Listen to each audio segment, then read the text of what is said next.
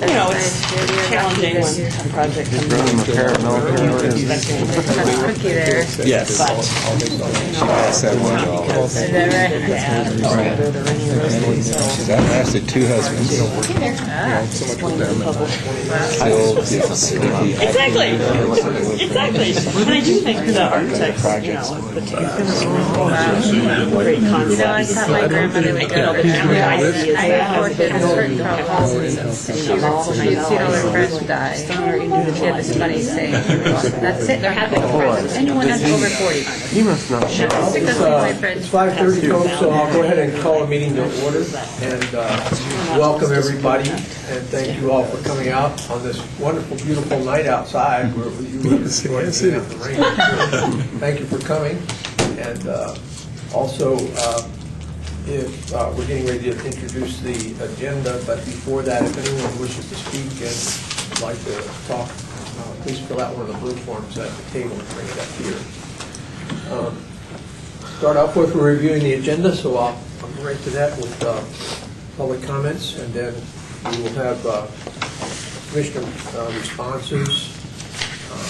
Then after that, through the minutes for February and March, we did not have a quorum at the start of the meeting as last month, so we need to do February as well. Public records will be presented tonight in regards to fees and costs involved in getting records from the Records Division. We'll take a break, and then we'll have Captain Sherry Meisel, who's here on my right, to introduce the chief's presentation and answer any questions anybody might have. At that point, we'll talk about the commissioner's application review and be thinking about volunteering on the committee to interview candidates, which we have after that, prohibited camping, and then police commission comments. We'll need to let's see, we need to amend the agenda. Is that what we need to do? Just note that the time at the top of the agenda does not Oh, match right. the time at the bottom, and it actually is scheduled to go till 8:30. Okay. Thank you for catching that. And that's all I have. So at this time, have we anyone that wishes to speak? I don't think we have anybody. The public comments. We're just getting the public comments. Modesta, welcome. Thank you. Okay. So we'll move right on to commissioner comments and responses.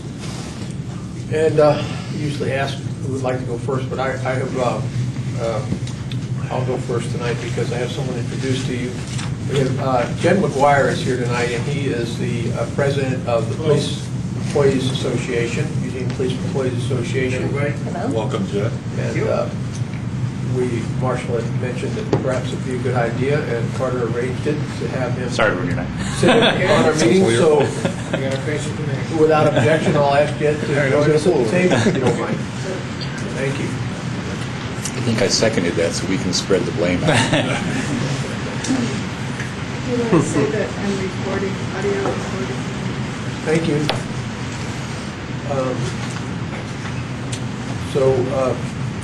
Items on the agenda tonight are coming up, but I hope a few of you would like to volunteer to do the interviews of candidates. I'm excited that we have 8 applicants. That's a very nice number to work with. And some folks will be rotating off in July, I think it is, right, Carter? Mm-hmm. So we want to get this done before our May meeting because the mayor will hold interviews in mid-May, so we want to be able to make recommendations to her for that. Okay, I don't have anything. Who else would like to go? Bill? Okay. So, I just want to start out by apologizing. I have to leave a little early tonight to pick up my daughter, so I'll be leaving around 7:30. I want to thank Jen for coming. I appreciate having you here. And I also want to talk about, our agenda tonight is good timing. We, at least I did, I received an email from some neighborhood groups about camping in their neighborhood that they're very concerned about, and so I think this is an opportunity for us to really talk about, how it's handled within the city by either the police or by other agencies. Gives us an opportunity to kind of at least try to direct the departments in how they should be looking at this, or going back to the council to have them refer it out or have prison camping. So, thank you. I think the people who came here from Camas Ridge a little while back about the flashing red light and pedestrian activated crosswalk, they wanted me to convey their thanks. Officer Magnuson responded very quickly. We did see him or somebody on the traffic team out there, and we were successful in advocating for a school zone there. So I think that'll make it a lot safer for everyone. I, too, have to leave a little early, so all right. I got to fly to have a conference in Chicago tomorrow, so red eye. And I'm happy to volunteer for the recruitment, but I also understand if you want somebody who's been along a little longer. Fresh eyes. You have Steve next. So the Civilian Review Board met on Tuesday, reviewed a pursuit case, nothing out of the ordinary. It was a more of a recent policy change from 2014 where they kind of restricted the reasons that are allowable for pursuing, and with good reason. Violent felonies are one of the reasons that you can pursue, but otherwise there's a lot of folks, statistical data that would suggest that innocent folks get harmed in those kind of chases, and it kind of exceeds the value of having high pursuit. They ended up catching the individual. They kind of staked out a perimeter, and then he slowed, parked, tried to run away, and they caught him. So, it was good. It was a good result. But I'm also, I'll be bringing back to the commission a motion to review some policies that I've shared over the last few meetings I've been here. There's a few I think that would be worthy of consideration. So I'm going to work with Leah, and I'll get those organized, and I'll bring that back in the form of a motion subsequently. So Steve's comments made me realize I do have something to share. So a few weeks ago, maybe 6 weeks ago now, Chief Kearns came to the City Council and gave us an update on strategic planning and various activities going on with his department. And in the course of that, I mentioned the change in the pursuit policy and kind of expressed my wish that surrounding jurisdictions might also think about, how their pursuit policy works, because we had a situation, a year and a half ago, where they chased someone from Springfield into Eugene and crashed in front of the Elkhorn Brewery and, endangered Eugene citizens in my mind. And so after that, just last week, a reporter, Bob Schaefer, I think from KEZI, contacted me because he had watched the work session and he was curious about this change in the pursuit policy. So he is in the preliminary stages of looking into possibly doing a story about the changes. And in the course of speaking with him, I was able to educate him about the role of the police commission, the role of the police auditor, and the CRB, because he, when he said, what's this police auditor's office? Is that a volunteer position? I was like, you must be new to Eugene. Right. So he didn't really have any of the background of how the CRB came into existence. So, obviously he's going to be in touch with Chief Kearns and Police Auditor Mark Gisner, and I don't know if he'll actually end up doing the story, but he is looking into it. So I thought I'd share that. Good. Thank you very much. Jim? Well, I want to apologize to everybody for missing last month's meeting, I'm sorry. I probably couldn't have gone a minute without coughing. I mean, I've been coughing for about the last 4 or 5 weeks. It's finally, honest man, you may hear a little bit tonight, but it's pretty much gone. But it was pretty bad for a while. Went to the doctor twice. I mean, it was so bad, it just wouldn't go away. Also, I got to, for those of you that know James Manning, that I got to meet with him on Sunday. As some of you may know, he's running for one of the Senate seats, I think Val Hoyle's position, House seat, sorry. So he was just having a group of people, and he invited me. So it was a good chance to see him. Haven't seen him for a while, and just to let you know, he's looking great. Thank you. Thank you. Any other commissioners have any comments? It reminded me, though, I would like to go once more and say that the policy that you were referring to about the downtown multidiscipline approach to dealing with folks down there that the chief presented to the police commission. Some of you might not have been here for that, but it's a real comprehensive program. And one of the things they did that was really neat was they included the daycare center at Newberry's. I think it's Newberry Daycare Center. The little children, very small children, preschool, go to the library and have reading at the library. And they read to them and they get to look at the books and that kind of thing. It's really, so now they get a police escort by the downtown team from the library, from Newberry's on, I think it's on Willamette, around the corner and up to Olive and into the library. But my wife said, if you could see the people's faces when they escorted those little children into the library, and they were all looking up at the police officers, you know, with a got a look on their face, and just so, it was so adorable, and such a nice thing to see with all the things that go on nowadays, to see everybody so happy to see this going on, and it was very hopeful. So I wanted to mention that. Thank you very much. Chair? Yeah, go ahead. It made me think of something else that I'd like to share that's relevant to that same multidisciplinary strategy. Two things, actually. So the Lane County Health and Human Services Department has issued a request for proposal to have a service that would be a community outreach homeless caseworker. So they're starting to implement that piece of the strategy that would actually have folks going out into the field, so to speak, and contact folks who are homeless and try to start identifying and triaging folks who are really in the most need of services. And I'm assuming that would be part of this coordinated strategy that Chief Kearns has shared with us. And then the other exciting news we just learned today late yesterday, is that Eugene was one of, I believe it was 10 communities across the country that were selected to receive a $200,000 U.S. Department of Justice grant to implement a community court. And then that also comes along with technical support. So the community court is this idea of linking offenders to services and restorative justice and the other kinds of things as an alternative to incarceration, which is something our municipal court judge, Wayne Allen, has been very committed to seeing through before he retires. So this is a huge boost to getting us towards that goal. Thank you. Right, so at this point, everybody had a chance to look at the minutes. I presume it was in the packet that Carter sent us, so I'll go ahead and ask for a motion to approve both the February and March minutes. I had a question first about. Correction? No, well, I wasn't sure how it's handled. On the March 10th meeting, I saw that Raquel was here. She apologized for coming in late, it sounds like.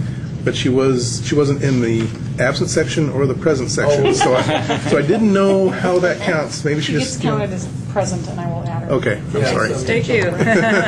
I wasn't sure if maybe that's just kind of the way it happens when you miss. So Carter will adjust the Okay. minutes to say that Raquel joined the meeting and has her report, so that'll be fine. Any other corrections or changes? Motion to accept minutes as amended, So move. moved by Edward, I'll second. second by Jim.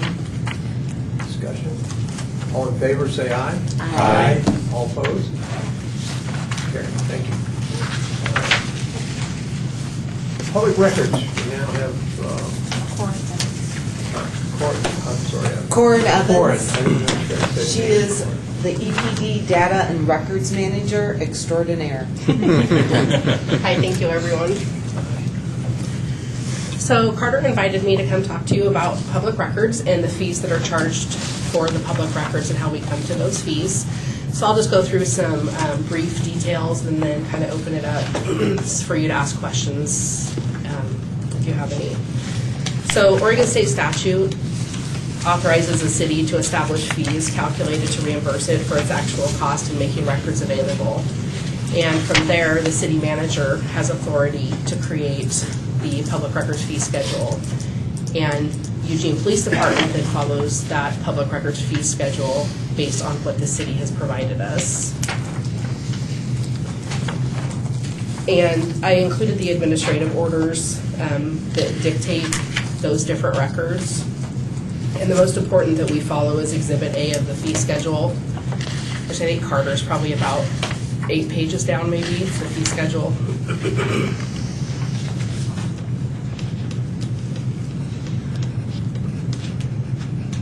And I understand one of the interests is regarding costs for video and how we charge video costs. Typically what we do, we take a request in, we evaluate it to determine if it's releasable or not, then we look at exemptions that are mandatory for us to apply, and then other provisional exemptions.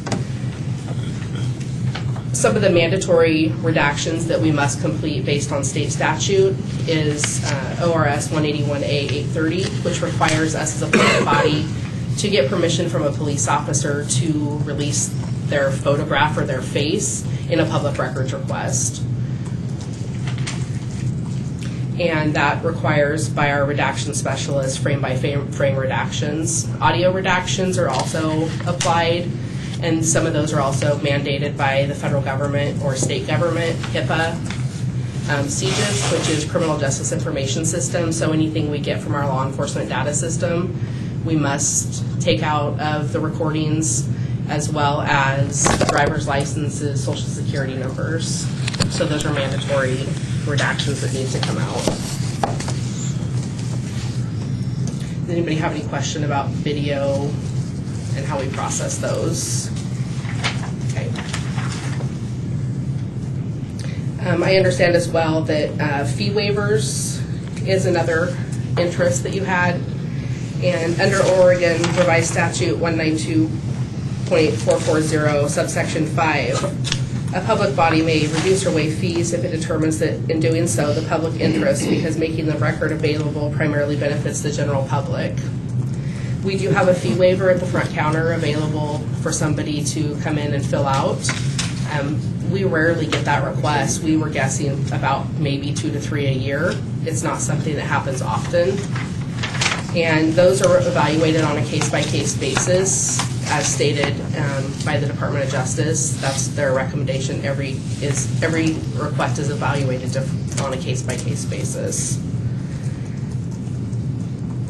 If we deny a fee waiver, somebody can appeal it to the district attorney's office, as well as if it's denied again from the district attorney's office and they disagree with that ruling, then they also have the opportunity to appeal it to the Attorney General.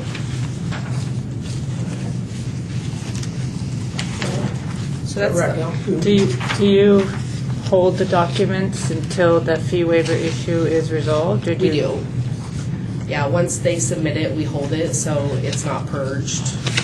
No, but I mean, you don't give them the documents and then bill them. No, we'll hold the document. You have to be paid first. That's currently how we're processing it, yes. Thank you. Okay, I have Bill and then Ed. You say you get very few fee waiver requests? Correct. Do you have like a number or offhand? Personally, for me, in 18 months, I've only taken 2. And I just talked to one of my other supervisors, and she said maybe in the supervisor's office 2 to 3 a year. So we do get very few fee waiver requests. Were most of those approved? I don't know, because we don't have a way that we're tracking those. I would have thought that would have been much more for requesting it to be waived.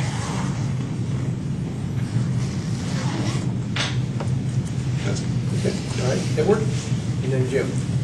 Maybe I'm jumping ahead here. 911 audio tapes, $60 per call. I'm curious how that figure was arrived at and how that relates to, say, a simple call. It's dispatched, it's cleared in 10 minutes. There are perhaps 3 sentences in the conversation. To a complex call that goes on with somebody holed up in a building, this guy lags for 3 hours. So why $60? That's what the city manager set forth. I was not around when they did that back in 2005, so I don't know how they came to that number. Could you find out and get back? I could find out. You don't have to necessarily appear here, but Yes. something in writing would be helpful. That baffles me a little bit. I've worked in telecommunications, and to just have a single figure for no matter how much research has to be done seems odd. Right. That was my only question so far. Yeah. Okay, I have Jim and Claire.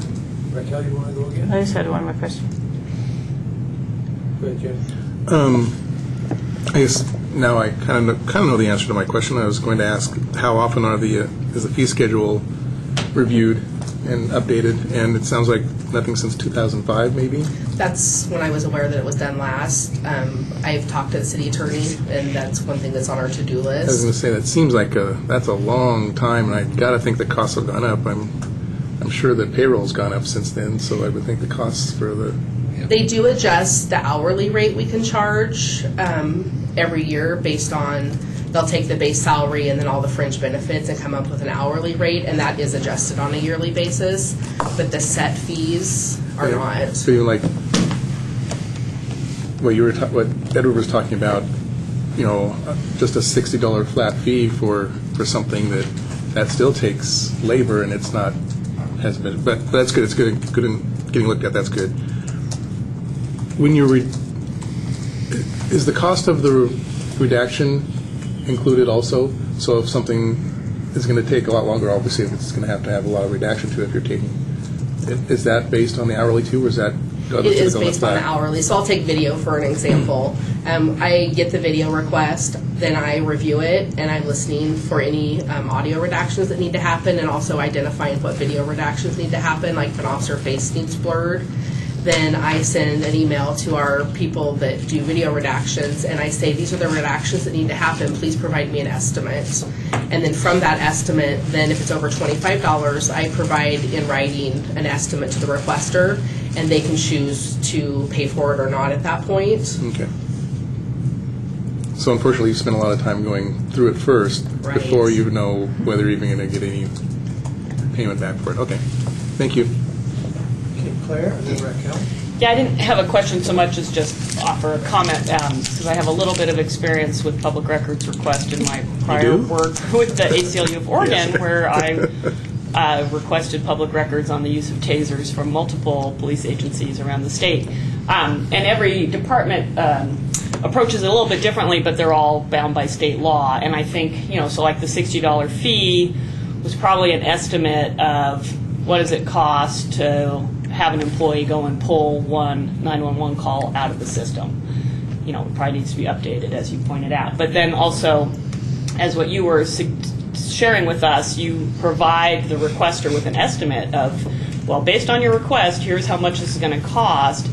And then, depending on their budget, they can decide to narrow the request so it costs less, doesn't take as much staff time, or, filter out some, might be a huge request, and they're trying to go on a fishing expedition, and they realize it's going to cost $1,500. Well, maybe I'll pare this down. So it's not an exact science, but I think the state has tried to take a rational approach to balancing that need to provide the public with information and what does it cost to actually have staff do that work. But it can always be refined. So I will be curious to hear the answer to Edward's question.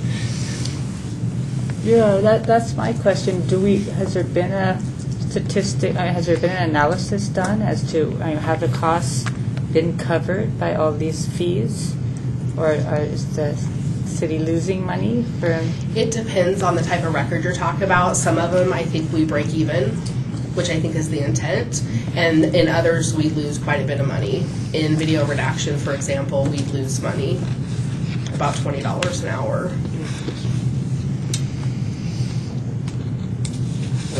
Edward, you next, and then me. Yeah, I'm apparently circling back to the same question. Under miscellaneous, police and fire dispatch frequency, $300 per call.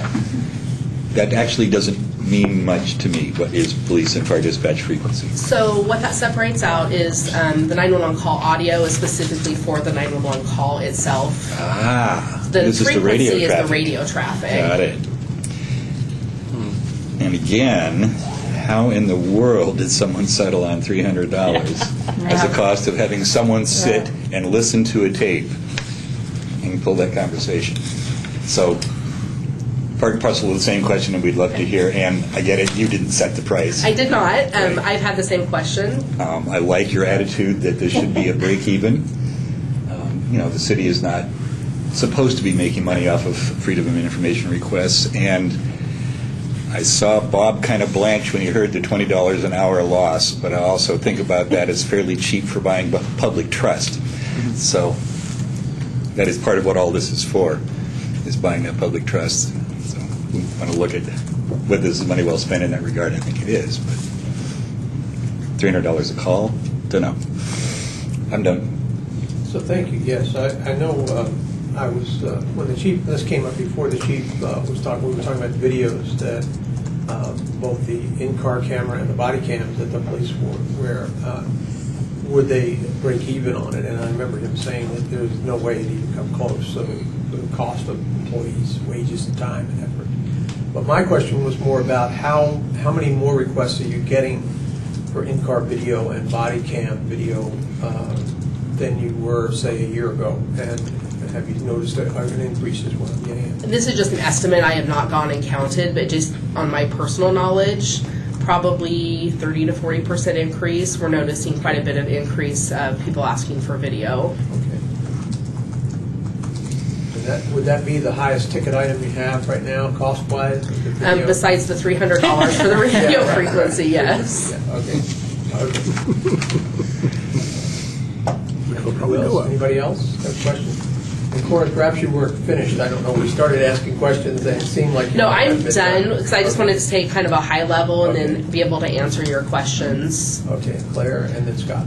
So I just wonder if you are able to share with us a little bit about what are restricted in terms of what you cannot grant in terms of a public records request, such as employee personnel files or issues related to discipline. So maybe if you could speak to that. I can. Employee personnel files are ones that I typically will consult with the city attorney on. But if it is, say, an internal investigation where there was no discipline, those are not releasable by statute. If there was discipline, then some other statutes apply, and so I can't really speak to that because I haven't done any yet. So I would consult with the attorney, but there are some things that are releasable, but generally if there's not been any discipline, they're not releasable. Anything generally that is an open criminal investigation, we won't release. If it's still going through the court process, we won't release it. We've also been asked by like the city prosecutor's office, even if they defer a case and they're not currently prosecuting it, but maybe they're waiting to see if the person has committed another crime down the road, they've asked us to consider those open cases because then they may choose to process or prosecute both cases later. Child abuse is another one. We will not release child abuse cases. Those cases get referred to the Department of Human Services. Statute gives them the authority to choose to release those or not, and our department chooses not to release those and puts the responsibility on Department of Human Services to release those.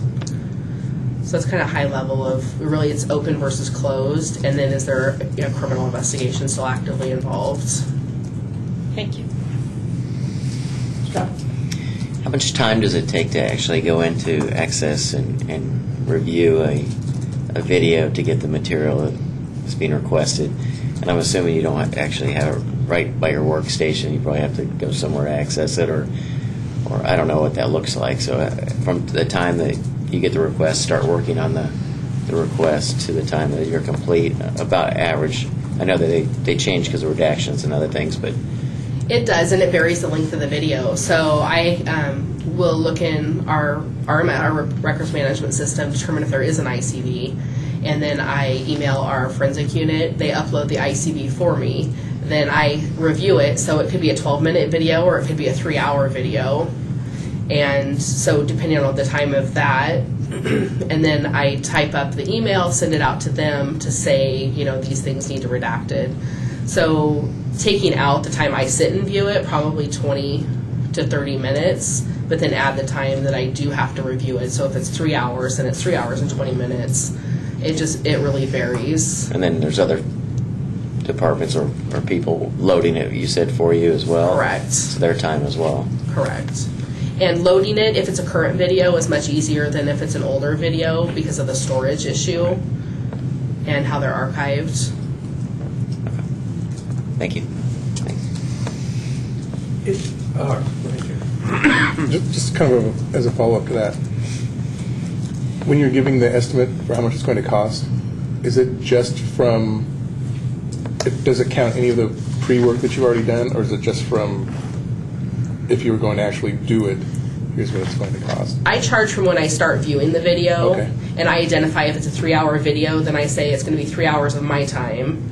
And then I've identified the redactions and then allow the forensic unit to identify how long it's going to take them to do it. Okay. So for me just to look it up, I'm not charging for that because it may not exist. So you'll charge $3 hours of your time, and then the time that they're going to do, so it'll be 3 hours and maybe 4 hours after. Okay, that makes sense. Okay, thank you. I was going to ask a more complex question, but if you have like a major incident where that they want to get in-car video and you've got maybe 6, 7, up to a dozen cars respond with ICB, is that something that's doable, or is that just too complex for you that's the time involved in something like that? You just said 3 hours to watch that one, then you times that by 10, that's 30 hours of that. It's doable. I mean, if somebody requests it, and there was not a reason that we don't give it to them, then we do it. We just work it into our schedule, and other work doesn't get done. Wow. Okay. Interesting. Thank you. Anybody else? How many requests would you say you get a week for just general requests? I don't honestly have a good number because the record specialists do a lot of more simple. I would say probably easily 20. And I would say that's a conservative estimate. And that takes up all your time?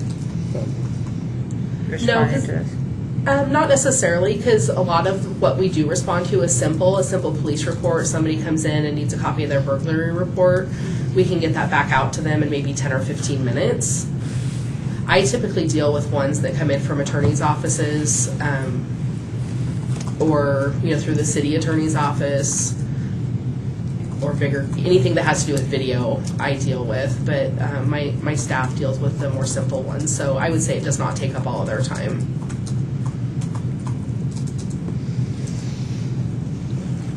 Well, Corin, I want to thank you. Did you have another question? Okay, I want to thank you for coming, putting some light onto this subject. It came up in our meeting, and I think with Carter providing the administrative order, it sounds like a lot of this is to do with the city manager setting the fees, so we appreciate the fact that you've come anyway in his place and told us what was going on. It's really helpful for the rest of us to have that kind of information. Thank you.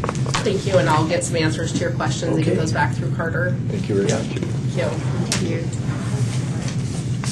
We're moving on. No, we're just yet. So let's do the presentation first.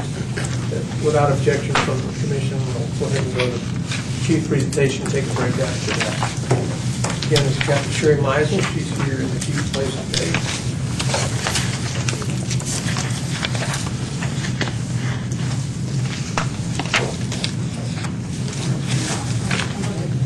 Well, the chief's been pretty busy.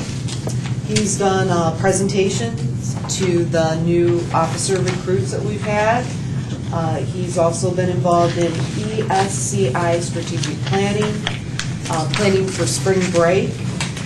We've been doing a lot with command leadership team training, some ride-alongs with the downtown bike team officer, PSCC work group meeting, communication center ride-along, and participated in the Looking Glass auction. Some of the things that have been in the news recently, criminal investigation into Russell Lee Penn's death is ongoing, and I know there was some media requests for that for extra tips. Arresting arson suspect following the burglary arson at the Bethesda Church. There was a man arrested for public indecency and criminal trespass near an elementary school. We've had an increase in counterfeit currency cases. There was an early morning Beltline crash where there was a truck that crashed into a concrete median. We've got the police officer buddy program and the LTD truck crash at Franklin and Orchard was in the news.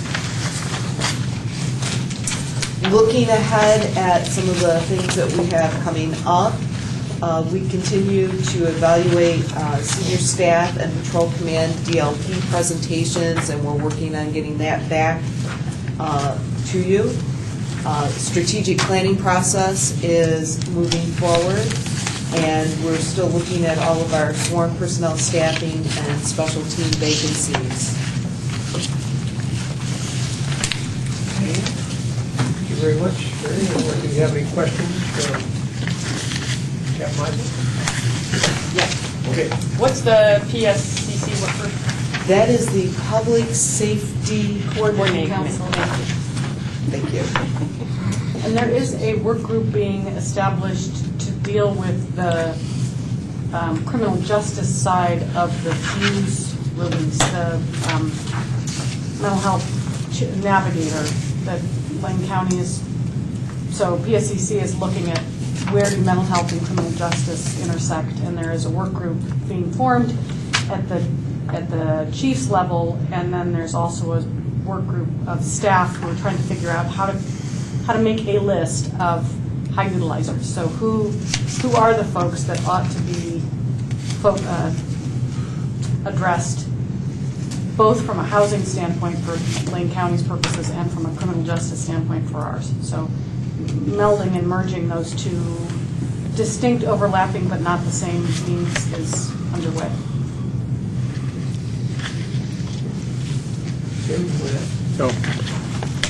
Well, along the lines of PSCC and what it stands for, what does ESCI stand for? I missed that one. Okay. And I know it, and of course I'm having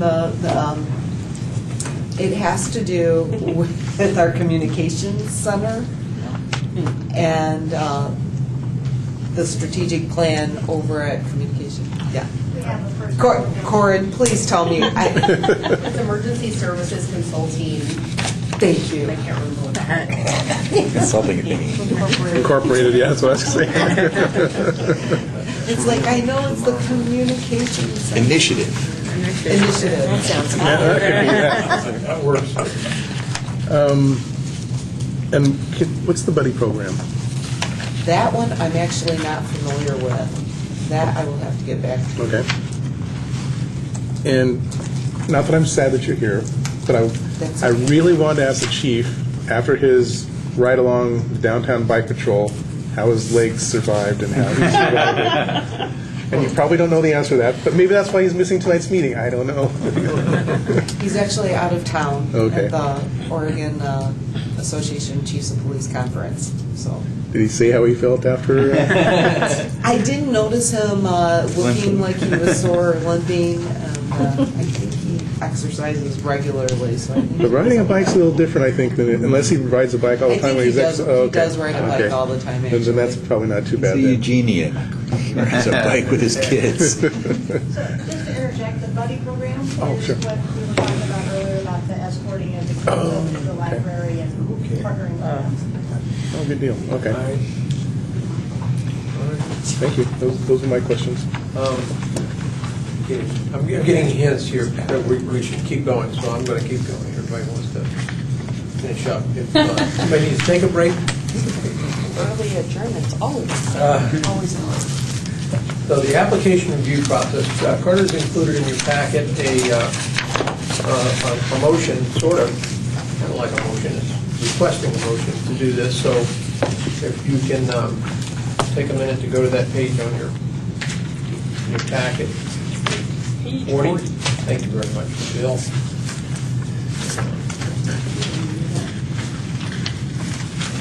And so what we did last time was 3 people. If that's sufficient for the commission, then that's what we can do this time. We already had 1 volunteer. I would accept a motion from you all to 39, 40. There we go. Thank you. We've got it. And so the motion would be to form a committee to review the applicants and report back to the commission at the May meeting. So, do I have that motion? Someone like to make it? Marshall? So moved. Okay, second? I'll second. Second by Jim and Bill. Take your pick. Oh, Anyway, we have a motion and a second to create the committee. Is there any discussion on this motion?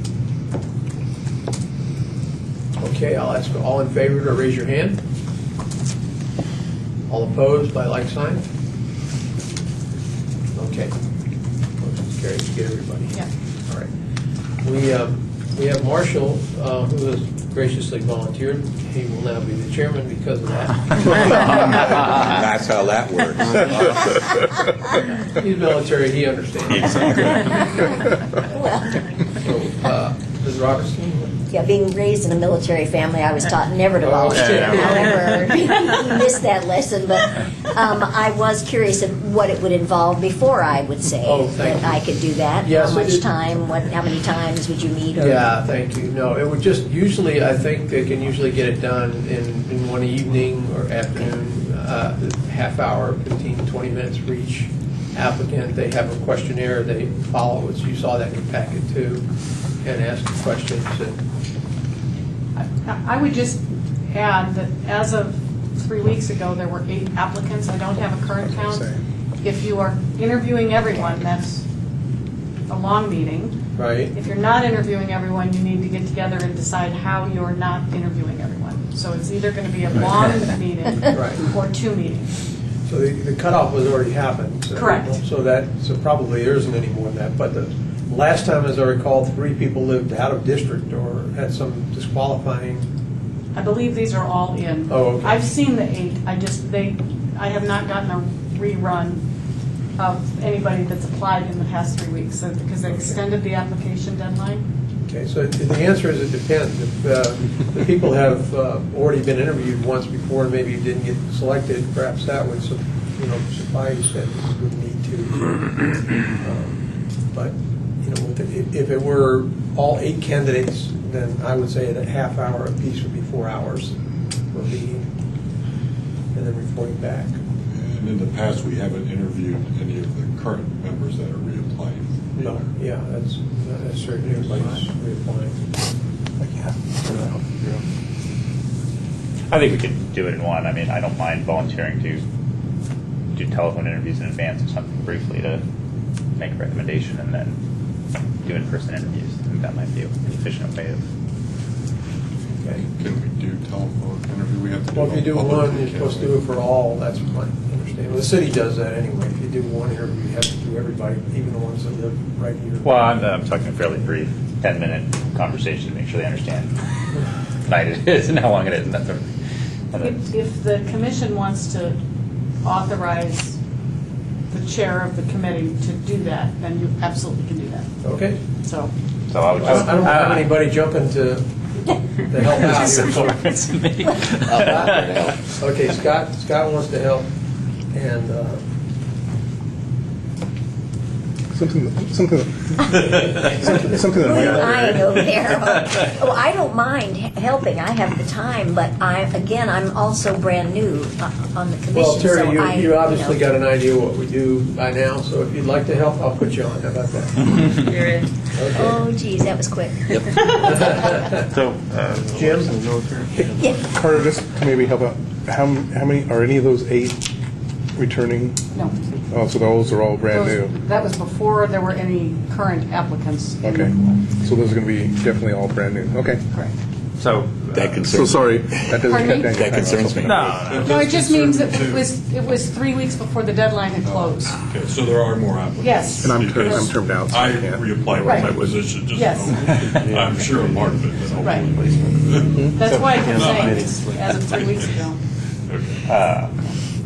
absent an objection, my intent would be then to get the materials from Carter, go through them, have some sort of tentative short questions for a brief telephone interview, probably not to re-interview anybody who's reapplying, and then once I do those telephone interviews, push them out and have a recommendation that we interview however many people we think need to be interviewed out of the larger group in person. I don't hear any objection, and you're the chair, so you handle it however you like. Okay, there you go. I won't waste any more of your time. Just want to make sure we're all okay with that. Thank you all, 3 of you, for volunteering, Terry and Scott, Marcia. Thank you. Do you want more? I'll volunteer if you want more, but I Too late. Okay. We're keeping it small. Okay. That's Okay. fine. No, seriously, if you really want to get involved, I'm sure. Take my replacement. Marty, Yeah, I'll I'll be help. happy to hand you something. I'll take my replacement. Let's see how so- many more we got, because that could be a problem. Yeah, it's possible. We could have a few. You're not rerun. I can't. I'm turned out. Okay, moving on to prohibited camping, and we have Lieutenant Mason here with us tonight. Could you come join us at the table, Lieutenant?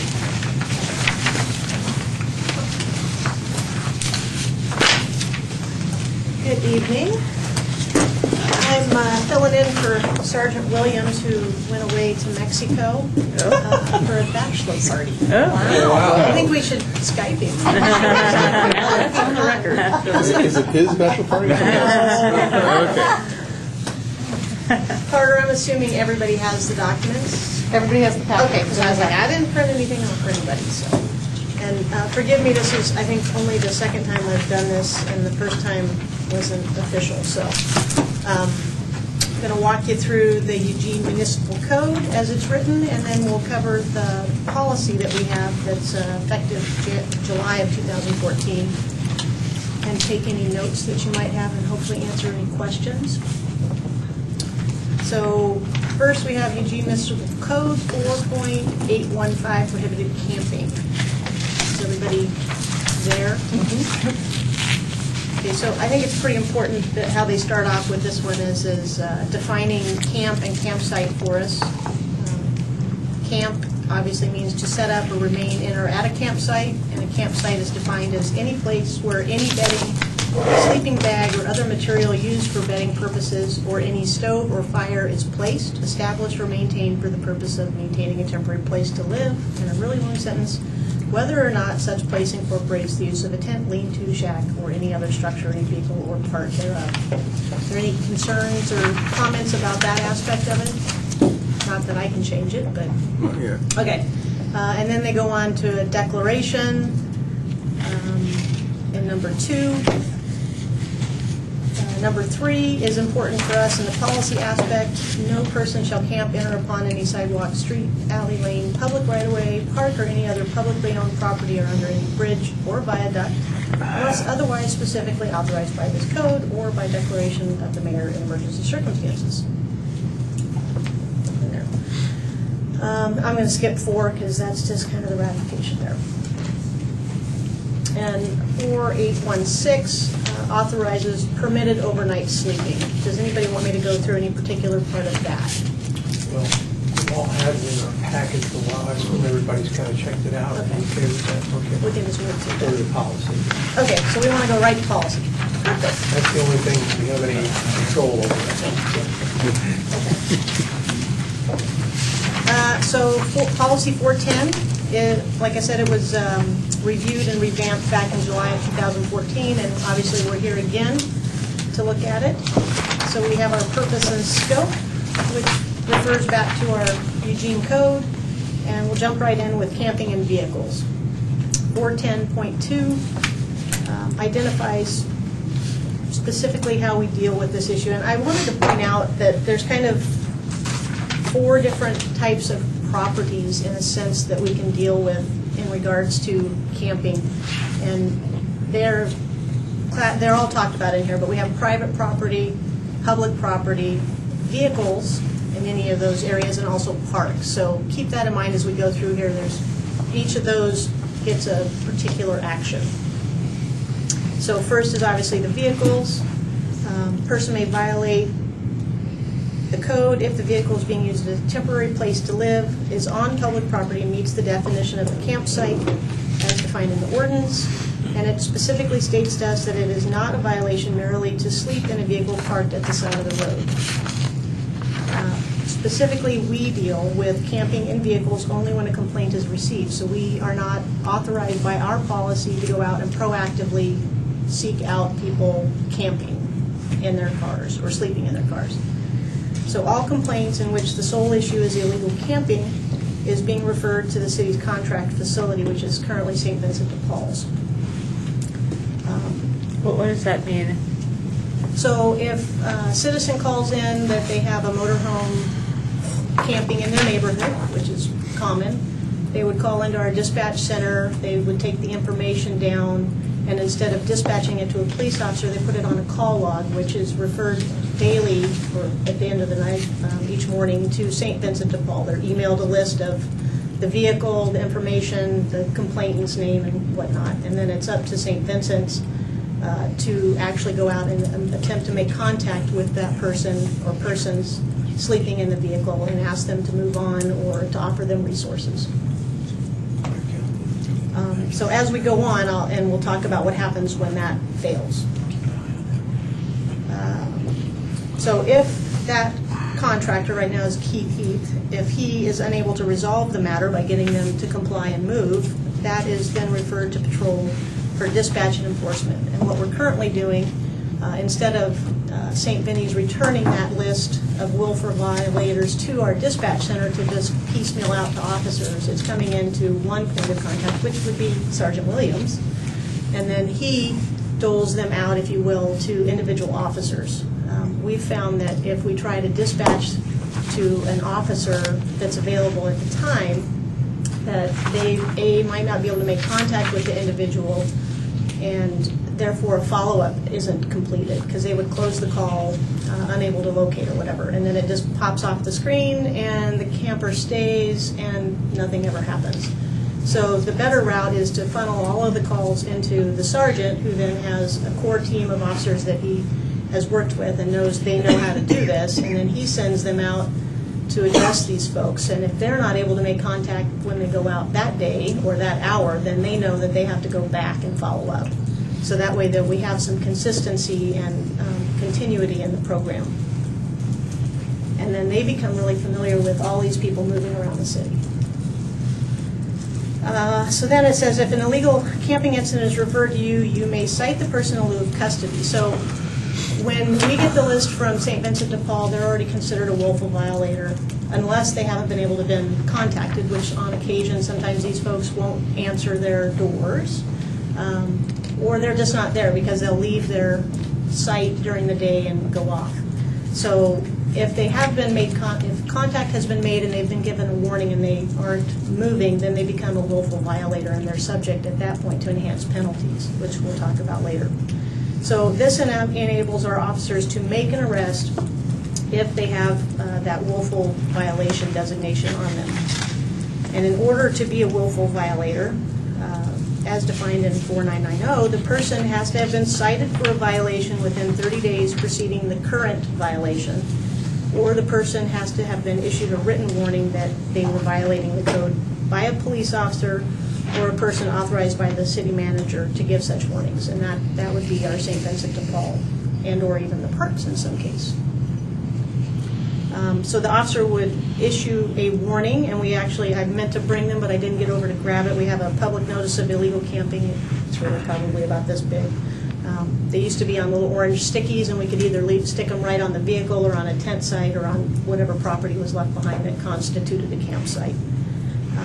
They also then would fill out a field interview report just documenting that they were there, what they saw and observed, and what they did. And that would go into our CAD system so that if anybody else were to follow up at that site or with that person, that they would know that they've been contacted. The willful violation allows the officer to actually impound the vehicle if they fail to move within the period of time. And that would, again, we can cover that section if you want, but it's only for the camping in vehicles. And so the officer has to fill out an impound report form, which is standard for us, and then it gets submitted with the report, and it's marked appropriately. Obviously, the violator, if they are present, are provided a copy of that so they can retrieve their property. And they have some recourse by being able to appeal the impound, and also they're excluded from having to pay the administrative fee for the recovery of said vehicle, so that we're not trying to create a long-term, worsen the problem, I guess. Up to this point, do we have any questions or comments? Okay, well, since you're stopping, I do have Bill Okay. and then Claire in the queue. And Terry. I'd go through the whole thing, but then I wouldn't get probably Yeah, the meat and probably. potatoes of what you guys want. Plus, everybody be anxious trying to Right. get that question. I have just a few questions, and mainly around the contract. So we did get a copy of the contract in our packet. So and the contract, is that through the city, does the city council sign that, or does the department sign that? That contract is held by planning and development. The city holds all car camping as one program, and it's one contract with St. Vincent de Paul for all car camping, which when it was created, it was at a time when the Centennial car camping program at Alton Baker Park was ceased. And they put in place this car camping program that was trying to get cars in the back of churches and at other permitted sites. And at the same time, there was an acknowledgement that there was on-street, not legal car camping, and to segregate those, miss the fact that the folks who are living in their car don't always have the luxury of deciding whether they're in a parking lot or on the street. So it's managed by a nonprofit, signed by the Planning and Development Director.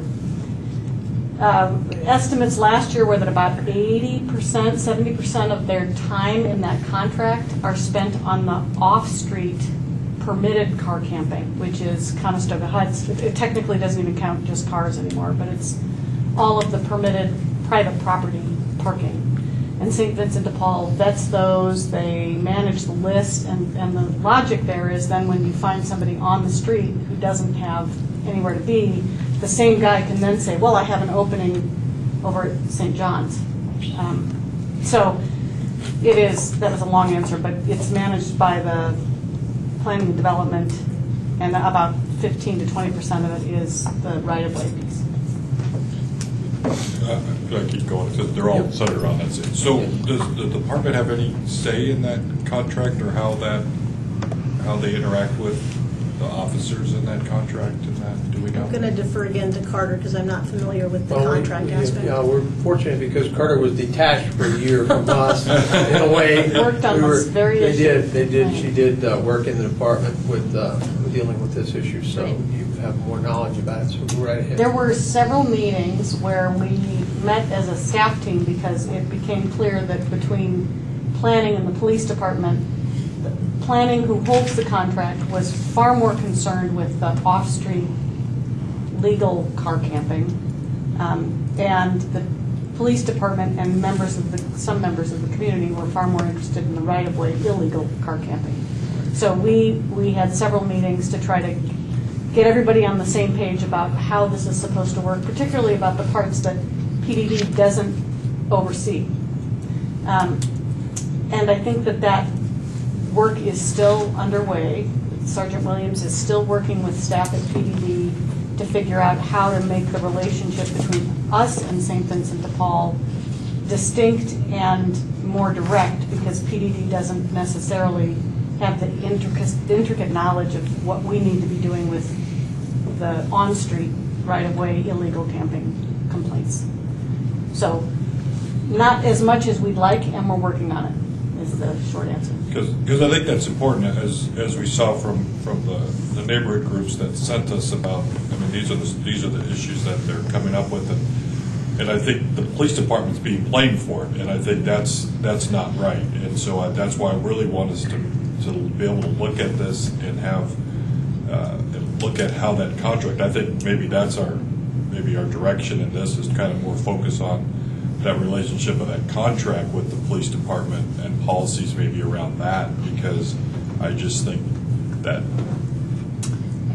after the public's, as we saw in this email, is coming, I think, in the wrong direction on where they need to focus their energy to get this changed or fixed or looked at in a different way. After reviewing the contract and working with the department, both departments, it is less an issue about non-compliance either with PDD, the police department, or in St. Vincent de Paul, and more to do with the way the code is set up about notices and warnings and time limits. Because basically every part of the provision of enhancing the second warning, so on a second offense, it now becomes a willful violation, and so that was an enhanced penalty. The flip side of that was that first offenses are warnings. So the intent was, we're going to give everybody a first chance. And then if we receive a second, it's complaint driven. So if then within 30 days after they are contacted, which if they don't answer their door when St. Vincent de Paul goes, may or may not happen within a week or two of when they call. But within 30 days of that first contact, if we receive a second complaint on that person, and officers have the capacity to get out there and see them on site during those 30 days, we can do something about it. If not, it starts all over again, and it doesn't matter that they've been there because it's not willful if it's not within the 30 days. So the problem has more to do with the fact, the way the code is written, that we can't get to any enforcement actions unless the stars absolutely align in circumstances that are pretty hard sometimes. That's not in the code that you gave us, though. It is in the willful violator. The 30-day notice and all of that is in here? Did I miss that? It's in the 410.2. 490.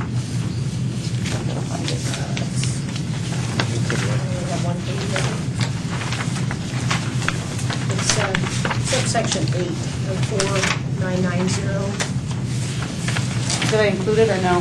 No. Yeah, it is. It's included. It's Report 10.2, it page says. 36 of your packet.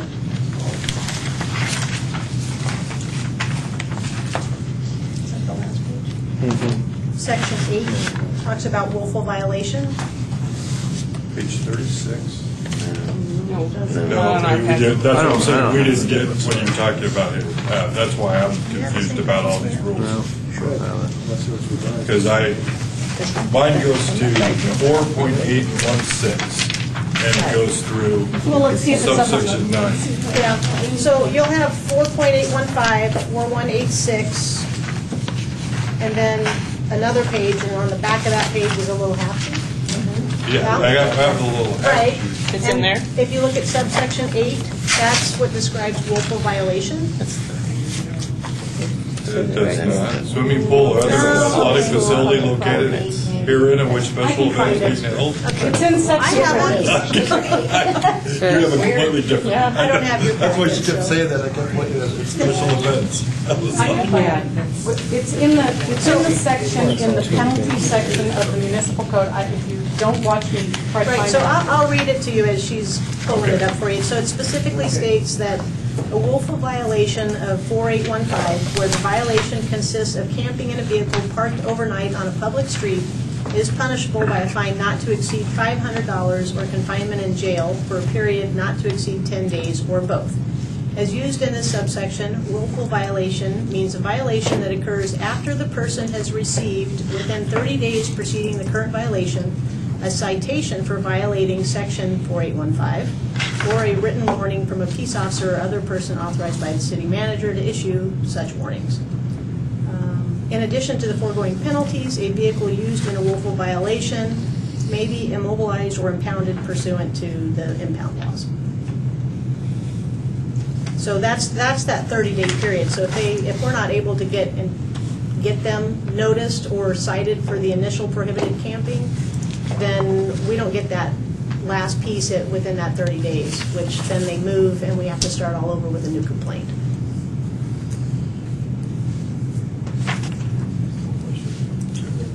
Yeah, go ahead. You can move on now. So I have Sort Claire, of confused, so. Edward, Terry, and Steve. Well, I'll pick up on what was just being discussed. I'm assuming that some of what Bill's responding to is the email that was sent to the police commission.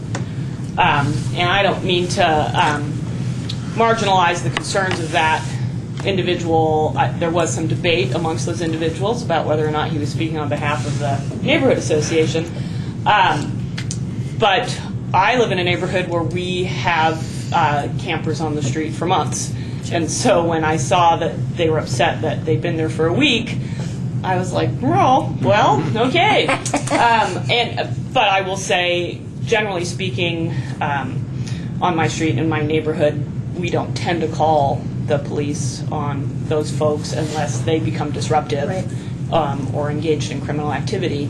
That's just the culture that we have in Whitaker. And in fact, there were folks camping on our street for the last 2 weeks, and I just noticed today that their camper had moved, and I don't know why, but their camper was as neat and tidy as the one in that photo. I was like, well, you should be glad you have such a nice tidy camper on your street. Anyway, we all have different experiences around this. And so I appreciate Carter's information. I guess I wouldn't frame the warning provision as a problem, though. I think I didn't mean to. I understand.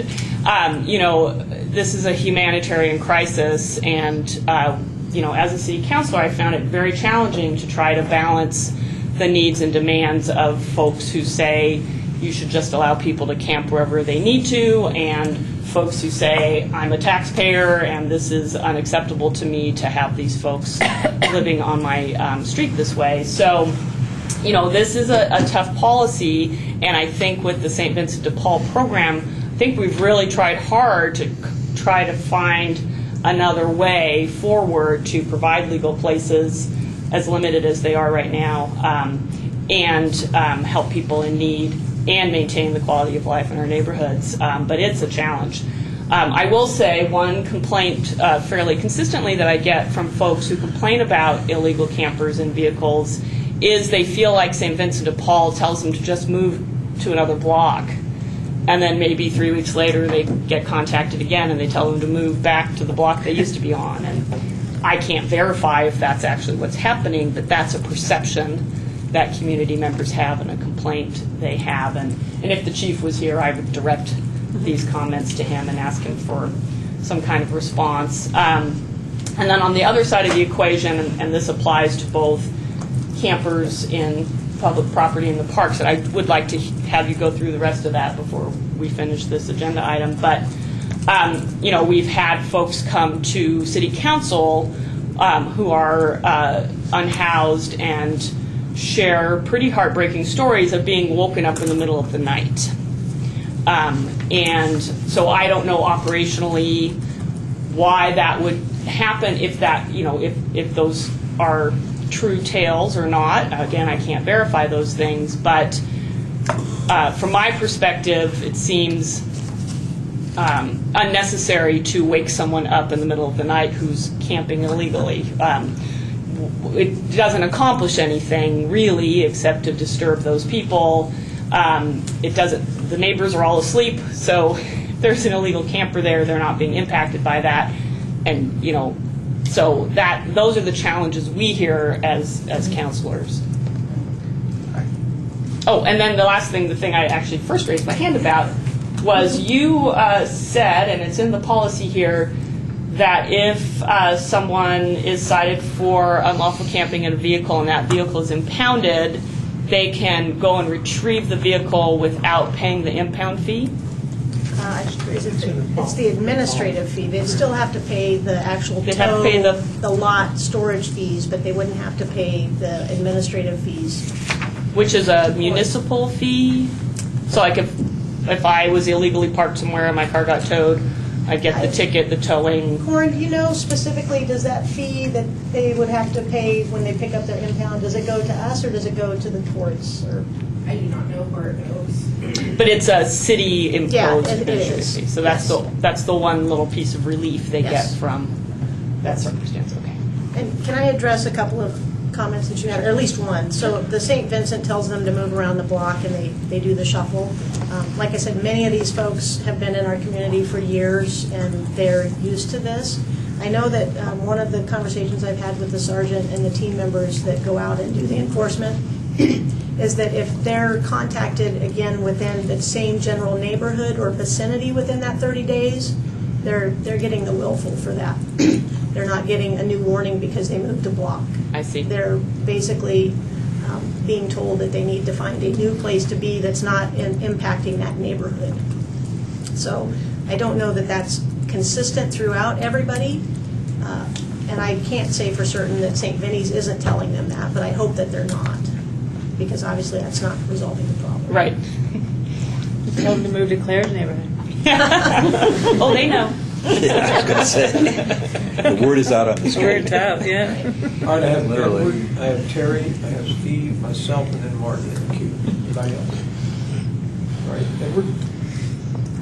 A couple of kind of heart-wrenching stories that can come up in this situation is the disabled person now reduced to living in their vehicle because of their medical bills, and who ends up in the willful category because they got a busted hub on the vehicle, they can't move it. So, in theory, if Eugene were not a more humane place, this could put them out on the sidewalk at 4 in the morning with their wheelchair, watching their vehicle be towed away because it was involved in a willful, and so on. Do we have a compassionate approach in that situation?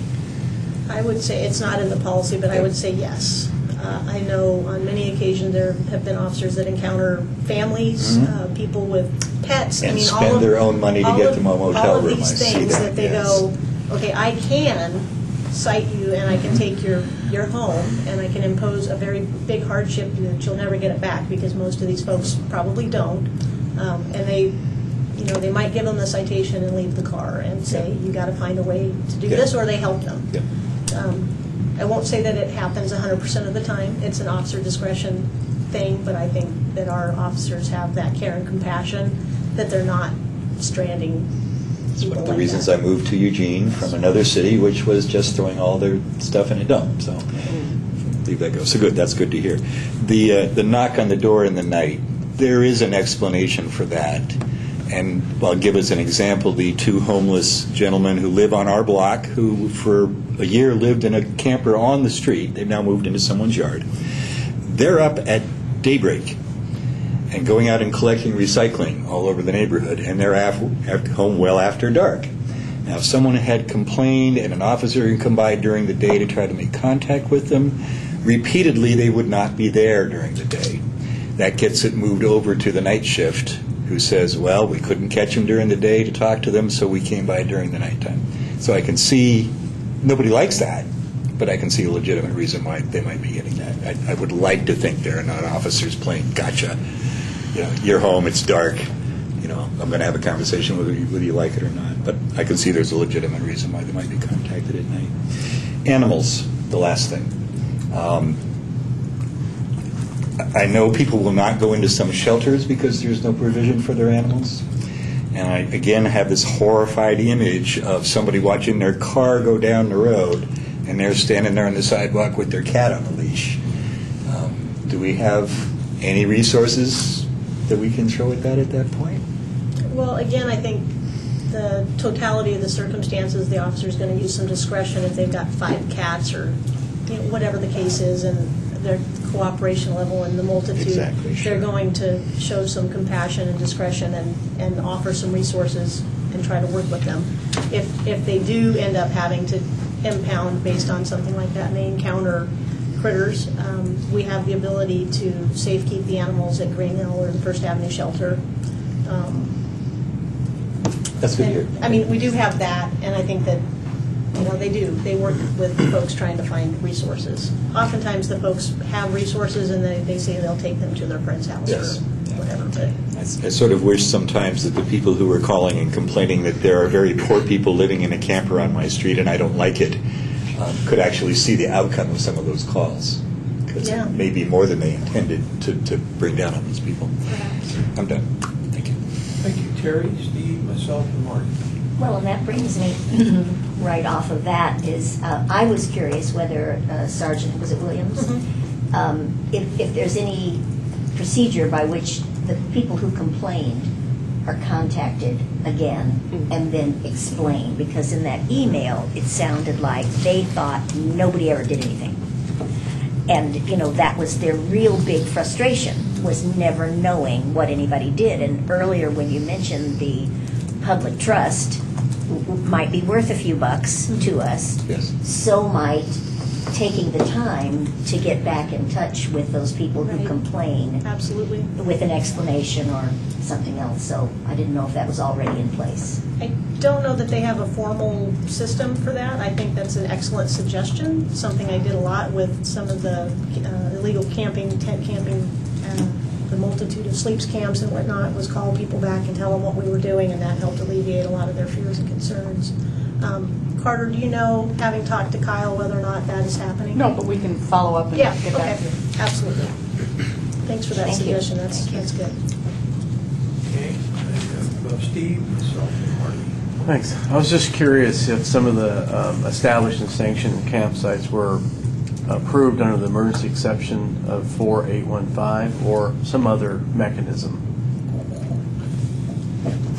Does anyone know that? I don't know that one. Well, the mayor has an emergency Right. declaration under the ordinance. Mayor, So you're asking about the current legals? Yeah, there's a number Temporary of them. sites? No, we created a new ordinance. A new one. That Oh, okay. created a pilot project for the rest stops and Opportunity Village.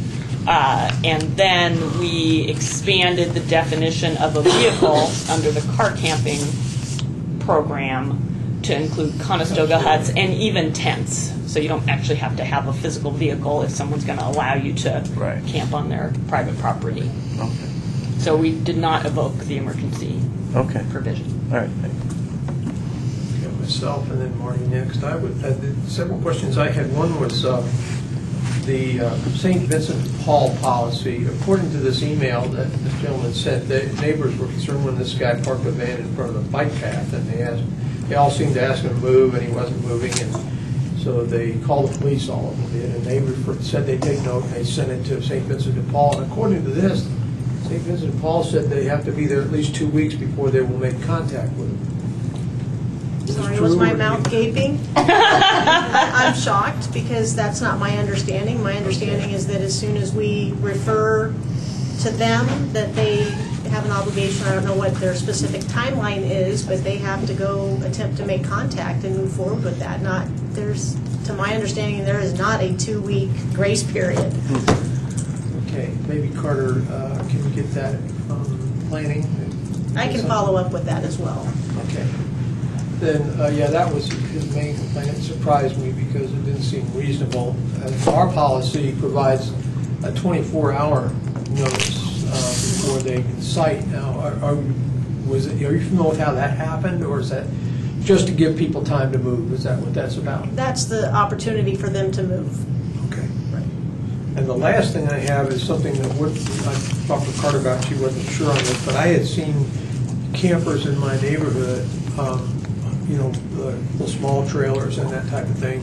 People may or may not have been living in them, I don't know, but apparently somebody called, and also about some other cars in our neighborhood too, because I saw a lot of these orange stickers stuck on the vehicle, and the camper trailers were one too. And I was wondering if your policy, I couldn't read where it addresses this, that it has to be in-person contact with an individual before you can, start the clock running.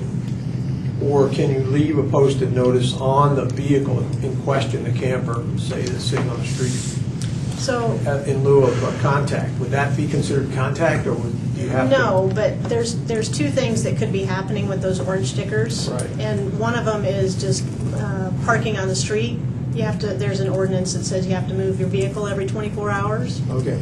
So we have, and I think parking enforcement has them also, the orange stickers that say you're in violation, you have to move your vehicle. We have to have in-person contact at least the first time for the morning, and then subsequent contact within that 30-day period. If we aren't able to make physical contact and the vehicle has not moved and they can document that, then they can impound the vehicle without having contacted the person. Okay.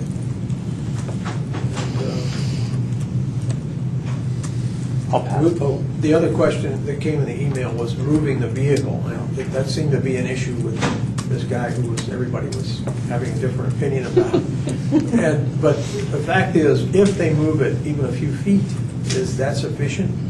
How far do you have to move it to be? Well, I think there's a difference between the storage on the street aspect Right. versus the camping. If they're camping in their vehicle Right. and they move it around the block, that's not going to be sufficient for us to take Okay. enforcement action. Again, we're asking them to move out of the neighborhood. I see. the storage on the street, I think there is a specific distance that they have to move it, and it has to be moved daily. I have a friend that has a problem with that same issue all the time. Okay. So, the orange stickers can be confusing, because we used to have a notice, I wish I could go find one, but we used to have the orange sticker that was a notice of prohibited camping. I don't know if we're still using those, and they looked a lot like the storage on the street stickers. Okay. I guess if you saw a lot of them in your neighborhood, it was probably storage on the street. Yeah, no, the interesting thing was that there's some trucks that have been parked there for years. I mean, literally grass growing out of it, and that kind of thing. So all of a sudden, you start seeing these stickers, and then Somebody they got move the tired of the trucks. and parking people- lot. Somebody complained, obviously. The parking director tells me that Friendly is the neighborhood that get the most calls. Is that right? To come out and deal with everything from parking on the wrong side of the street to, it's been here for a year, has grass growing out of it. They sound like they're very friendly. Hey, it's not named for being friendly, it's named after a guy named Friendly. All right, I'm done. Thank you for that information. It helps me to get it precise and know what the law is, so I can understand when people said things like this. Okay. And Marty, you were next. My concern was addressed. Okay. Listen, Steve? Scott. Scott? Sorry. I was wondering if there's any performance measures for the contractor. It seems some of the communication pieces that are missing in the email example, if there was something that was allowed some dialogue to be created around that, so that, I don't know, it didn't seem like they were getting any information, and if the police department was contacted and they think the contractor's dealing with it, and maybe they're not, maybe they are, there's just this, it seems like a lot of swirl around on the topic, Yeah, at least in and that example. I would agree that that's would be beneficial to have, but as you heard from Carter, that since PDD holds the contract and we're just a little tiny piece of it, it creates a big hiccup for us. But There actually are program goals in the on-street complaints for number of community complaints regarding homeless campers will be reduced over time. The number of citations given by EPD to campers in violation of the ordinance will be reduced over time, and community members will feel their complaints are heard and responded to in a timely fashion, yielding customer satisfaction. This is unfortunately in a contract that expired in October and has not been renewed. So we currently do not have a contract for this service, actually. But it's a really great provision. And when we were meeting to try to figure out how to reduce performance measures, the issue was, we've already got them called out in the contract. Somebody thought about this. We just need to figure out how to measure it. And the challenge is, I don't know that they'd actually figured out how to measure it, and there was a whole lot of, wow, I don't have any idea how we would do that. But the measures are there. Yes, that last one would have addressed this example. It absolutely would have. Thank you. Sort of is the answer. So, given the information that Carter just shared, that the contract is expired and has presumably will be negotiated and renewed, again, if the chief was here, I would direct these remarks towards him.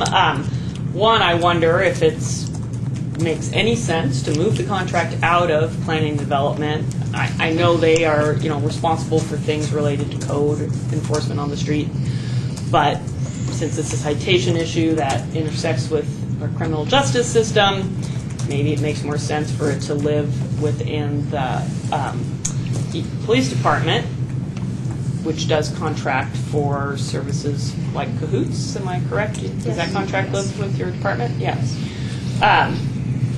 And a recommendation that I hope the chief will hear, if he has any power to bring this forward to the city manager, would be, I wonder if the contract requires them to respond in a certain amount of time. It does not. Yeah, so that seems to be an oversight in terms of a provision of the contract. St. Vincent de Paul could argue, well, that's impractical for these reasons, but that's part of negotiating the contract, is to try to figure out where that medium can lie. And then I don't know, it's not my impression that this body's planning to make recommendations to change this policy, but so this could be something in the contract or the policy, which was the recommendation of some kind of follow-up with the complainant. So if we were going to review the policy, I wonder if that would be something would be appropriate to put in, or at least a recommendation for officers to attempt to circle back with a complaint, if not a requirement. Well, I have to put myself back in and not get to you. To answer that question, I think the way it was explained to me by Carter, and it was a great idea, was that St. Vincent de Paul was involved in the beginning in this contract situation because they're the people that could help them with housing if they're living on the streets or camping out on the streets. So it makes sense for them to be involved in the process. But I'm wondering if, in fact, that would apply to places where they were camped and not vehicles on the street, which seemed to, as Lieutenant Mason said, intersect with that issue about abandoning vehicles in a particular spot for over 24 hours without moving it, and that kind of parking and code enforcement, as well as just camping on the street, isn't a St. Vincent de Paul really is. They're not their concern whether it's a violation of law. They're only concerned with trying to help people get housed. So maybe there's some way they could split those off into two sections, and one answer your response about the code enforcement, and then secondly about getting people housed that need housing on camping on private property or bike path or somewhere else where it's not necessarily a nuisance, but yet a problem for them and for people in the neighborhood. So that, to answer your question about whether we're recommending, that's up to the commission. It seems like there's a lot of interest in this, and the commission is recommending a change, but my sense is that it isn't really our purview. Anything in this policy, after reading it through, is just do this, this, and this, and this. So what we're looking at is, again, the legislative body or the city manager's office, whoever negotiates the contract, actually we can make recommendations as commission to them. We can form a motion and make a recommendation. That's certainly in our agenda if you'd like. So anybody's able to do that. So Scott and then Jim. I just have two questions. Without a contract being in place now, how does this impact this procedure? I think things are continuing status Just quo. there. They're in negotiations right now. And then is there a sense of, I guess, urgency? Where is this on the priority for the new contract? It's in PDD, so I am no longer, and I'm not anymore. Okay. But I believe that it is, they want to get it cleaned up. And the challenge is there's all this criminal justice stuff that they kind of, it's not as easy for them as the off-street permitted camping, because that's what they do. So it's slow, but a priority. And Sergeant Williams is also working on it, so he's Just not right now. not, well, he's in Mexico. Not at the moment. If he is, that's one heck of a bachelor party. Very unusual. Hi, Jim. Is there any compensation in the contract for St. Vincent de Paul or anybody that comes out to handle that? There is some compensation there? Yes. Okay. Well, I didn't know, because I was going to say, if there isn't, then you kind of get what you pay for, as far as their service level goes. But, yeah, if they're getting compensated, I would agree there should be some kind of service level there. Paid staff person. Oh, well, then, yeah, there should be something then. Is this something that, you talked about maybe the chief recommending to the city manager. Is that something the council could recommend on their side to say, hey, this might be something that should maybe move from PDD to EPD? Well, certainly we could, but without educating all the counselors, I think it's just as a strong recommendation coming from this body, maybe even stronger, since you all are more informed on kind of procedure and policy than the general city council is. We know quite a bit, but we don't know, I think, the details unless, as individual counselors, we've had to deal with some particular constituent issue and learned more. Okay. So that's the value of serving on a committee like this.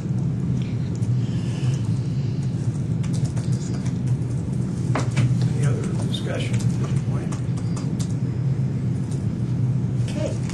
Okay, I guess we covered it very well. Thank you. Did you want to finish it? I hadn't finished the whole thing. We only got the vehicles. She didn't do the private property. Oh, right, okay. All right, sorry. Keep going then. You want me to come back next No. time? I think it'll be fairly quick, and I'll have answers on these, I hope. So camping on private property, basically, without the owner's consent, is a trespass complaint. So our trespass policy requires us to give the trespasser an opportunity to leave. If they don't leave, then we have the ability to cite and/or arrest. That's pretty much it. Unless, of course, they wouldn't be trespassing if they were permitted by any of the number of ways. Camping on public property is my forte. I spent the last 3 years as a watch commander dealing with this, so I know this one intimately. So except in city parks, which has their own rules, or in cases involving a vehicle, which we just covered, you intend to enforce the prohibited camping in a location that has not already been posted with a prohibited camping sign. So public property can include e-web property, it can include ODOT, it's everything. Everything that's not private or a park. If the campers are present, we have a very specific procedure that we follow, very detailed, and it's way more than just this, because I wrote the book. So if campers are present, we have to warn the violators about a camping prohibition and inform that they can be cited for prohibited camping if they're still there after 24 hours. One of the things that was really difficult for our officers to deal with, and even some of the command staff, is determining private property from public property. And we have a lot of great resources within the city that we access. The city real estate manager is my friend. He's on speed dial. And we can basically, and this is actually how a lot of the camps establish themselves, is they go into RLID, which is a regional land identification database, and they identify parcels of property that are city owned.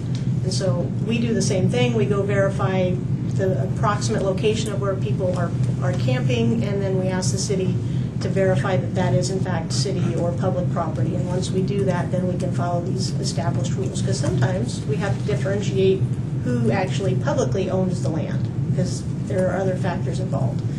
So we let them know. We post it with English and Spanish, advising that they have 24 hours to cease camping. And we have those prepared in advance, so we just go out and we usually, and the posting can include two ways. We'll plant a nice big 4x4 in cement, as we've learned, because they'll dig it up and toss it away sometimes. Makes it a little more difficult. And then, so it's posted in English and Spanish, and then we also leaflet them. So we'll give them an actual physical handout, or place it on or near their tent or property, and usually have some communication with them. So then we'll notify the agency listed on the posting's campsite. So on that handout that we give them, or the physical posting, it'll list several resources in the community that are available to offer them assistance in housing. It's usually Whitebird, St. Vinny's, Community Catholic Services, so on. We notify those organizations in advance of taking any enforcement action, in hopes that A, they'll reach out and try to offer these folks some shelter, and or so that they aren't inundated, if people do show up and ask for help. Then we ask the officers to prepare a report titled Prohibited Camping, and follow up after the 24 hours to make sure that they've gone. If they haven't gone, then we can enforce prohibited camping, which is a violation only. It's not an arrestable offense, and it doesn't allow us to seize anybody's property. So basically, we write out a whole bunch of tickets and we give them out. I think it's $150 right now. And we cite them into court, and we again ask for compliance and leaving. Most oftentimes with folks that aren't attached to an established protest type camp, they leave. And oftentimes with the established camps, which now have went away, it sounds like, we work with them to get a happy resolution to move someplace else. And we try not to have to do all the enforcement action, because it's sometimes pointless.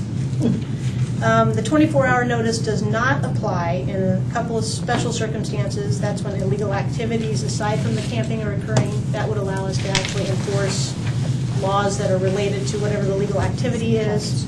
An emergency such as the site presents an immediate threat to human life or safety, and the area is already posted prohibited camping. That would allow us to go ahead and take enforcement action at that point. And then once the 24 hours is up, then we can come back and enforce, as I said. So anything on that? I saw some hands You have a go up. question about that? So is this not complaint-driven, is different from the other because? It doesn't say that it's specifically complaint-driven, but internally, pretty much, we're not enforcing prohibited camping unless we get a complaint. Our directive, at least when I was a watch commander on patrol 3 months ago, was that we're not going to go out and look for camps. But if we get a complaint from the community that calls into dispatch, then we're going to go and we're going to follow up with that. The one exception I would say, at least when I was there, was within city parks. Then you do it, it's not the complaint. Right, if we saw a campsite being erected in a city park, then we're going to go and follow up through, it's kind of addressed there, but through the violation of park rules. And what happens if you find out that there are no places available in any of the shelters? Well, that's often the case. We still have to ask them to move on and potentially issue a citation if we can't get the compliance. It's kind of the car camping situation in reverse. I mean, they don't have a car to move, but they can pack up and they can go someplace else. Frankly, it's a quandary for the officers. It's an ethical, moral dilemma for them to, what are you supposed to do in all of these cases? Yeah, I mean, it seems that the complaint you don't investigate who the complaint is from. Well, oftentimes, like I said, it's complaint driven. So frankly, when I was getting them, I would call the people and I'd get the information, or I'd go out and observe what was going on, and then I would call them back to give them information and kind of ascertain. And then we always try to follow up with those to let them know what the circumstances were, whether it would be in person or on phone. Okay, Everett, Cal, Claire.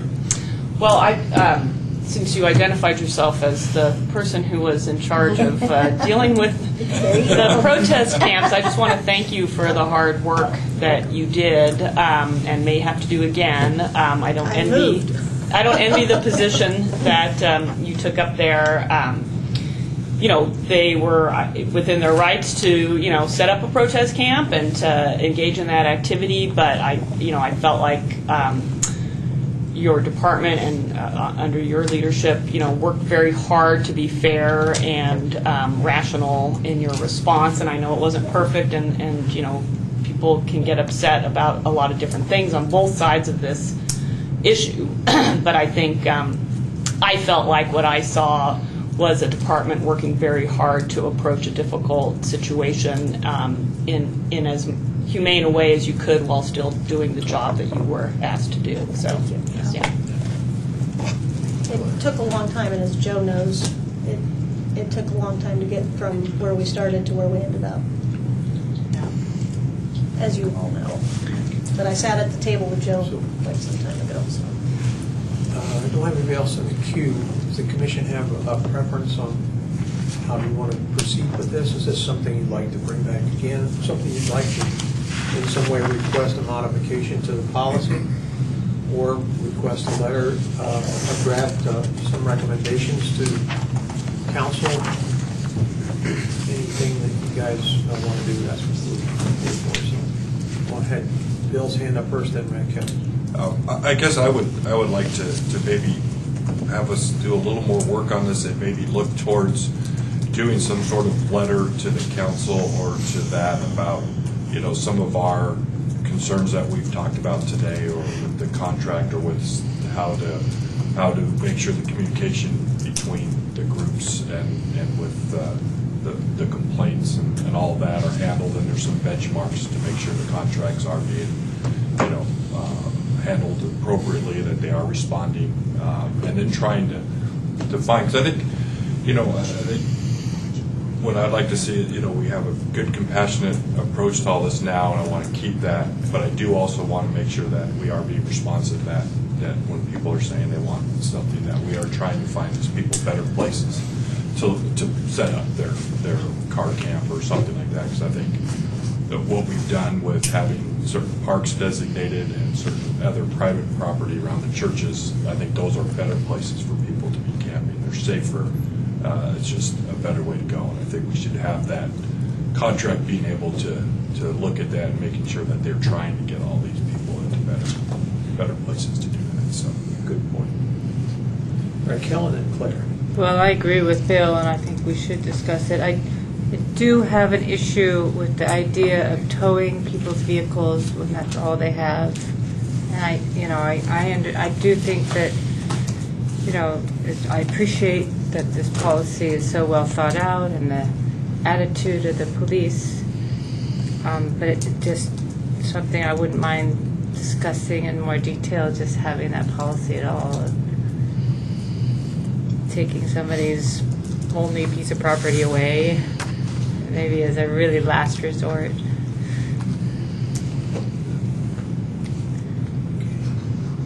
Claire and then So I was just going to suggest that in terms of the contract piece, that would appropriately be, I think, directed at the city manager, because that's solidly in his purview, and the city council wouldn't have anything to do with that. In terms of, any thinking around adjusting enforcement actions, then I guess that would be a policy recommendation to the chief, and depending on where that conversation goes, perhaps a recommendation to the city council to revisit aspects of the ordinance. Edward? Yeah, I'm going to move that we review this again within 6 months. And I'm not going to be any more specific than that. I think that would give time for this contract hopefully to be renewed. So that's the motion simply. And to speak to it, I think that... We need a second before you can... Sorry, go ahead. I'll We have a second. second. Okay, we have a second by Claire. Go ahead, Edward. To speak to it, there's a good intention for the whole of the city in a policy like this. People don't sit down and say, let's figure out how we can disadvantage one group of people to the advantage of another, I hope. But what we end up with is something that is ethically and morally hard on the officers. It's difficult for command staff to navigate through the political side of it. Kind of nobody's really happy with the outcome. So if there's anything this body can do to help bring clarity to that big old mud hole, I think we ought to, because I think the stakes are very, very high for some of the people in our community who desperately need any help they can get.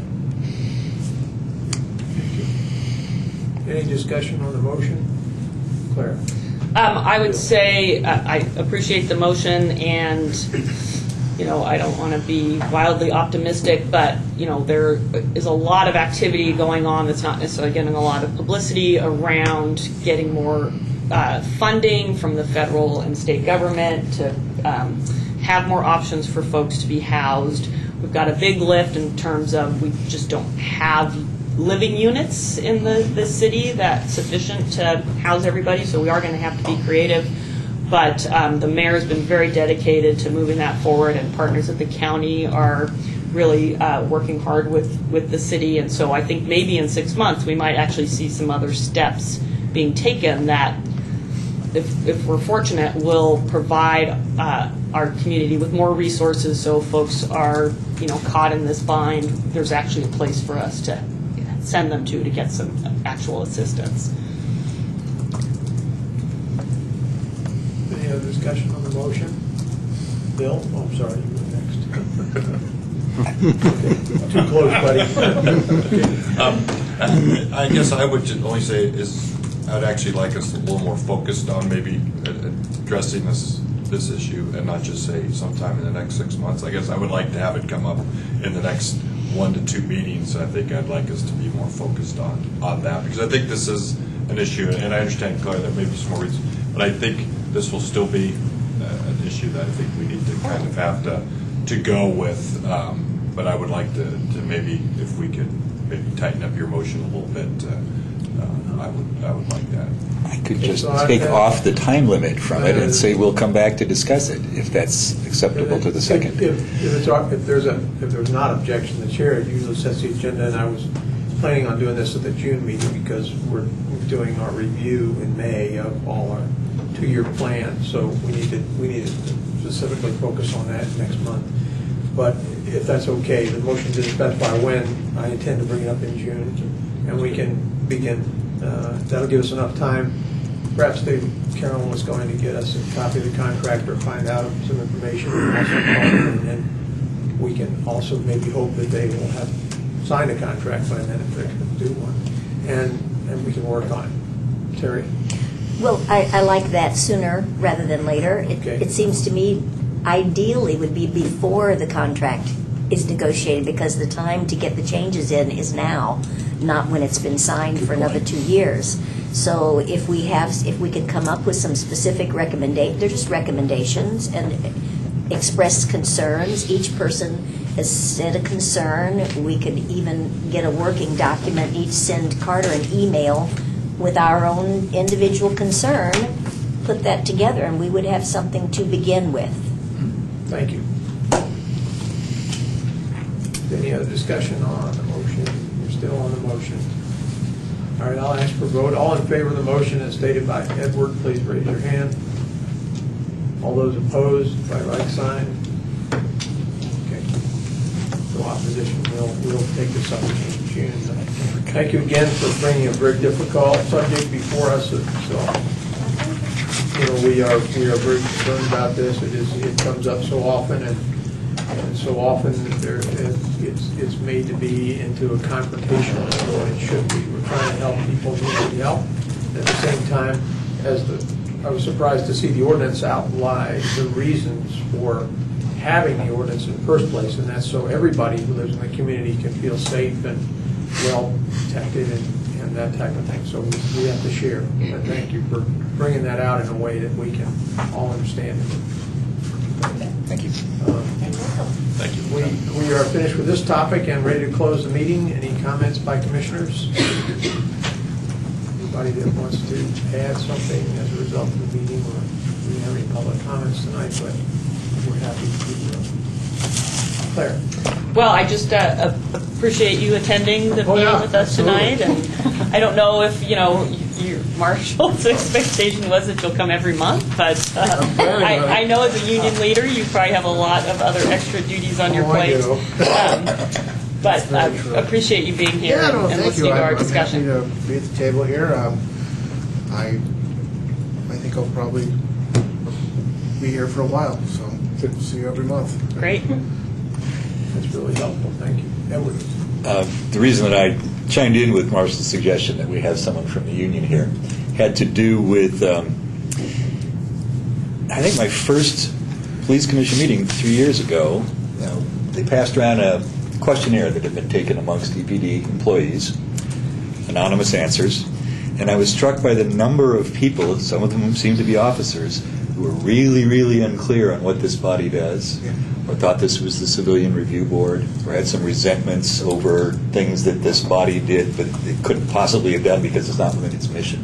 Sure. So it occurred to me that having more regular communication between the union and this body might break down some of that misunderstanding. I'm sorry if that turns into another meeting for you. I genuinely am.